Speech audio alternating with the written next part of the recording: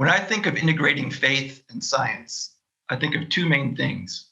The first is the maxim of Augustine and Anselm, I believe so that I may understand, or the variant, faith seeking understanding.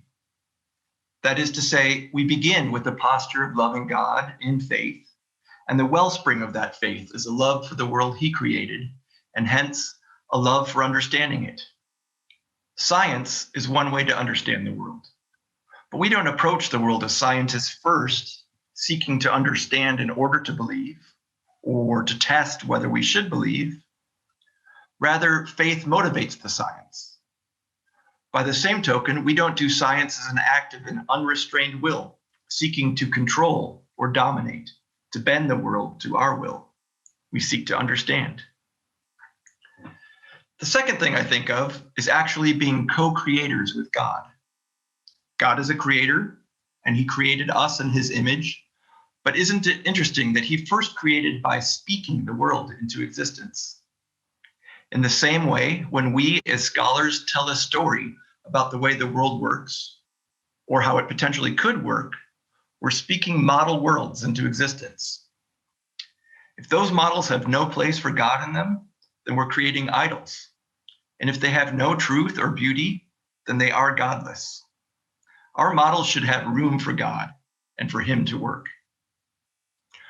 My own work focuses on the economics of environmental policy, how we use the world for material production, how markets and other socioeconomic processes allocate the blessings of nature to people, and how the incentives policy create and signals they send to people help coordinate or perhaps alternatively undermine social action to help the environment. When I first started my career, I accepted the view that most economists have of the world, that the good is defined by consumer sovereignty.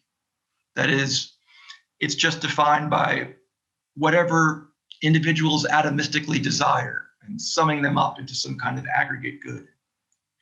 Increasingly, I'm skeptical of that view of the world. I don't want to define the good just by whatever human desires are, but by the good as God sees it. At the same time, I'm wary of leaps to social control or social engineering based on our understanding of the good and, more importantly, on economic models that capture such a small part of the way the world really works. I'd like to seek to know the good as God knows it and to understand how that can work in the world as it is.